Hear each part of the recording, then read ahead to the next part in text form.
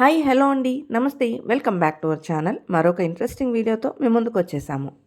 మేము రీసెంట్గా అంటే ఏప్రిల్ మంత్ ఎండ్లో అరుణాచలం వెళ్ళాము. ఎప్పటి నుంచో అరుణాచలం వెళ్ళాలి వెళ్ళాలి వెళ్ళాలి అనుకుంటున్నా సరే వెళ్ళలేకపోయాము.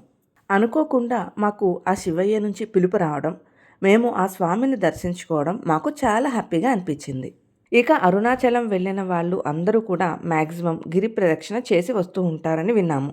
మా హస్బెండ్ వచ్చేసి ఈ గిరి ప్రదక్షిణని కాలినడకన పూర్తి చేశారు. ఆయనకి ఈ 14 కిలోమీటర్స్ తిరగడానికి 6 అవర్స్ టైం పట్టింది. మా హస్బెండ్ అయితే ఎర్లీ మార్నింగ్ 3 స్టార్ట్ చేస్తే పూర్తయ్యేసరికి సుమారుగా 9 అయింది. మాకు అక్కడ ఉన్న లోకల్స్ అయితే చాలా హెల్ప్ చేశారండి. ఈ గిరి ప్రదక్షిణకి ఎప్పుడు వెళ్తే బాగుంటుందనేది కూడా వాళ్ళే చెప్పారు. అసలు గిరి ప్రదక్షిణ చేయడానికి ఎలాంటి రెస్ట్రిక్షన్స్ లేవండి. తిని చేయకూడదు, తినేసి చేయాలి, ఇలా ఏమి రెస్ట్రిక్షన్స్ లేవన్నమాట. ఏ టైంలో అయినా చేయొచ్చు. కాకపోతే వాళ్ళు మాకు చెప్పింది ఏంటంటే నైట్ 9 అంటే ఆఫ్టర్ డిన్నర్ స్టార్ట్ చేసుకోండి. మిడ్ నైట్ 12 కానీ 1 కానీ తిరిగి వచ్చేస్తారు. ఆ టైం మీకు కుదరకపోతే ఎర్లీ అవర్స్ 2 కానీ 3 కానీ స్టార్ట్ చేసుకోండి. మీరు ఎండ వచ్చేలోపు వచ్చేస్తారు, లేదంటే కాళ్ళు కాలుతాయని మాకు చెప్పారు. ఇక అమ్మ, నేను, మా 2 పిల్లలు మేము నలుగురం కలిసి ఆటోలో గిరి ప్రదక్షిణ చేశాము. ఆటోలో గిరి ప్రదక్షిణ చేయడానికి పర్ పర్సన్ 200 ఛార్జ్ అండి. కిడ్స్ బిలో 10 ఇయర్స్కి ఛార్జ్ ఏమీ ఉండదనుకుంటండి. మా ఆటో అతనైతే మా బాబుకి ఛార్జ్ ఏమీ తీసుకోలేదు. ఇలా వెళ్ళడానికి పిక్ అండ్ డ్రాప్ వచ్చేసి మన రూమ్ దగ్గరే ఉంటుందండి. మా గిరి ప్రదక్షిణని మా రూమ్ దగ్గర అరౌండ్ 4 స్టార్ట్ చేశాము. వెళ్తూ వెళ్తూ ఫస్ట్ వినాయకుని దర్శనం చేసుకున్నాము. మా రూమ్కి దగ్గరలోనే ఈ వినాయకుని టెంపుల్ ఉందండి. సో అన్ని విఘ్నాలు తొలగించేది ఫస్ట్ వినాయకుడు కాబట్టి ఇక్కడ దండం పెట్టుకొని ఆ తర్వాత రాజగోపురం దగ్గరికి చేరుకున్నాము. ఈ రాజగోపురం దగ్గర కొబ్బరికాయ కొట్టుకొని హారతి కర్పూరం వెలిగించి గిరి ప్రదక్షిణ స్టార్ట్ చేయాలట. సో మేము కూడా ఈ రాజగోపురం దగ్గర కొబ్బరికాయ కొట్టి ఆ తర్వాత హారతి కర్పూరం కూడా వెలిగించి ఆటోలో మా గిరి ప్రదక్షిణని స్టార్ట్ చేశాము.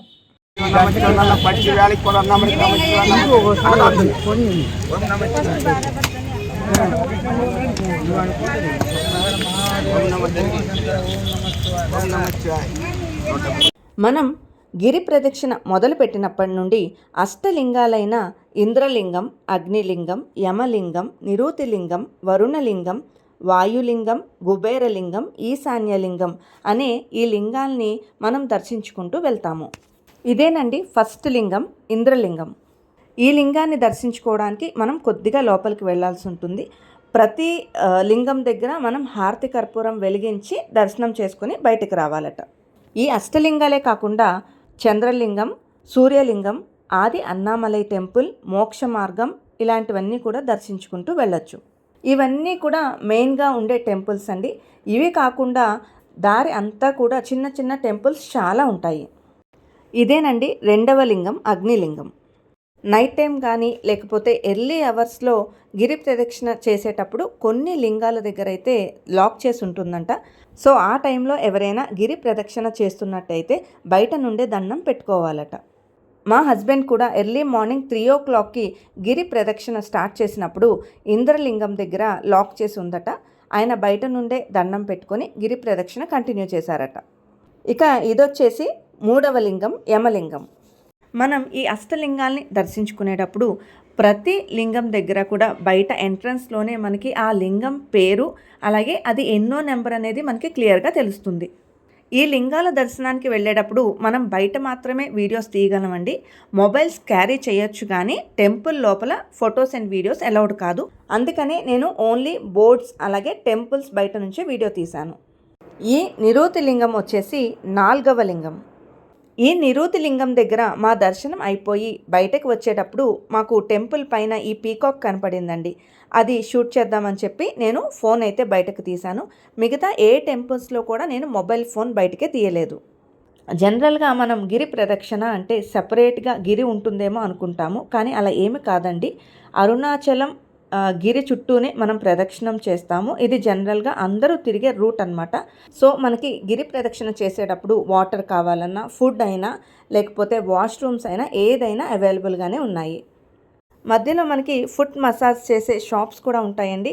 సో మా హస్బెండ్ అయితే ఈ ఫుట్ మసాజ్ని కూడా ఒకసారి ట్రై చేశారు. బట్ నైట్ టైం మాత్రము కొన్ని షాప్స్ అక్కడక్కడ మాత్రమే ఓపెన్ ఉంటాయట. ఇక నెక్స్ట్ ఇదొచ్చేసి సూర్యలింగం. ఇక ఇది వచ్చేసి 5వ లింగం వరుణలింగం. ఈ లింగం దర్శించుకున్న తర్వాత మేము ఆది అన్నామలై టెంపుల్కి అయితే వెళ్ళాము.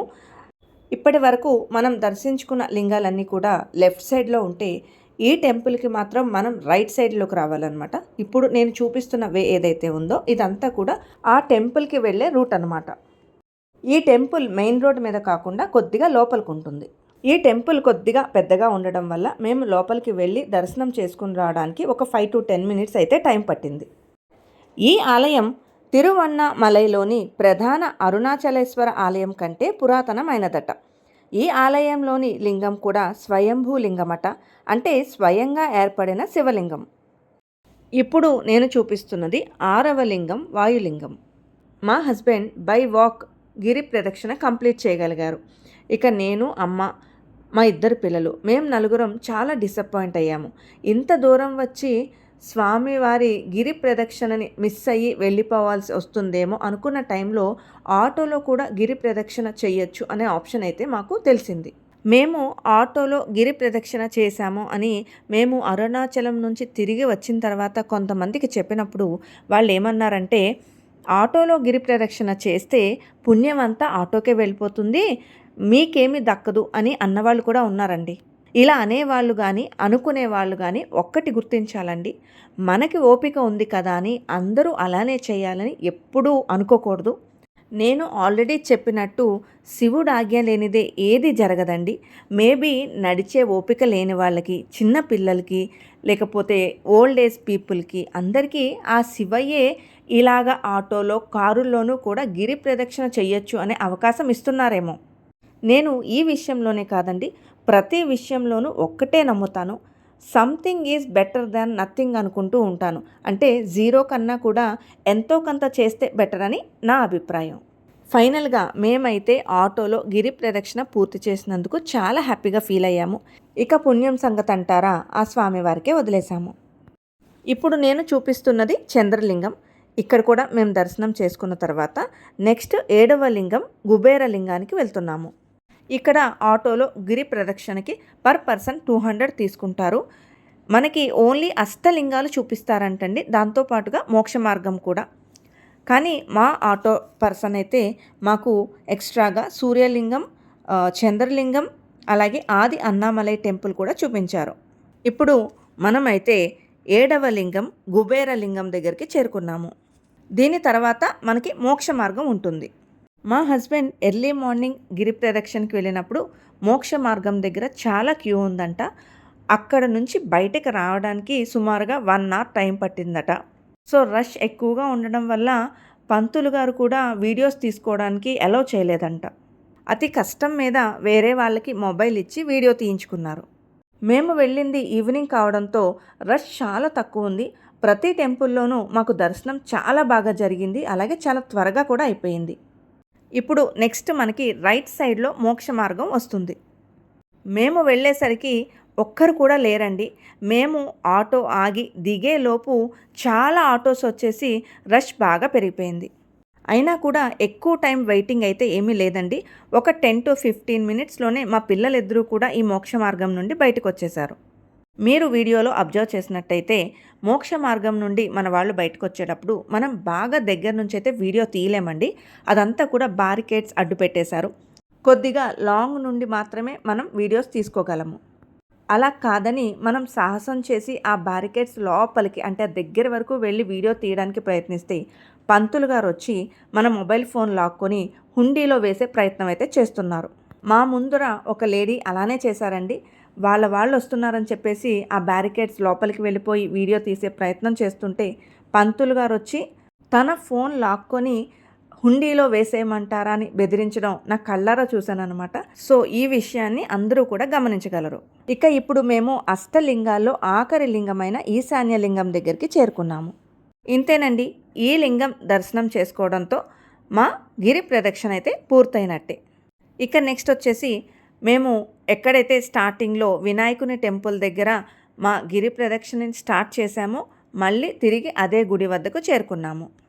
ఆటోలో మా గిరి ప్రదక్షిణని ఎగ్జాక్ట్గా ఈవినింగ్ 4 స్టార్ట్ చేస్తే కంప్లీట్ అయ్యేసరికి ఈవినింగ్ 6 అయింది. మేము పిల్లలకి ఆల్రెడీ ఫుడ్, వాటర్ అన్నీ క్యారీ చేసాం కాబట్టి ఎక్కడ ఎక్స్ట్రా స్టాప్స్ లేవండి. అన్ని టెంపుల్స్ని దర్శించుకొని రావడానికి మాత్రము మాకు 2 hours అయితే టైం పట్టింది. ఈ వీడియోని ఇక్కడితో ముగిస్తున్నానండి. మరి మీ అందరికీ ఈ వీడియో నచ్చిందనే అనుకుంటున్నాను. నాకు తెలిసిన చాలా డీటెయిల్స్ని మీకు ఈ వీడియోలో షేర్ చేయగలిగాను. ఇంకా నేనేమైనా మిస్ అయ్యి ఉన్నా సరే, లేదా మీకు ఇంకేమైనా ఎక్స్ట్రా డీటెయిల్స్ కావాలన్నా నన్ను కామెంట్ సెక్షన్లో అడగండి. నాకు తెలుసుంటే తప్పకుండా మీకు రిప్లై ఇస్తాను. మరి మీరందరూ కూడా ఈ వీడియోని లైక్ చేయండి, షేర్ చేయండి. తప్పకుండా మన ఛానల్ని సబ్స్క్రైబ్ చేసుకోండి. నోటిఫికేషన్స్ కోసం పక్కనున్న బెల్ ఐకాన్ని కూడా యాక్టివేట్ చేసుకోండి.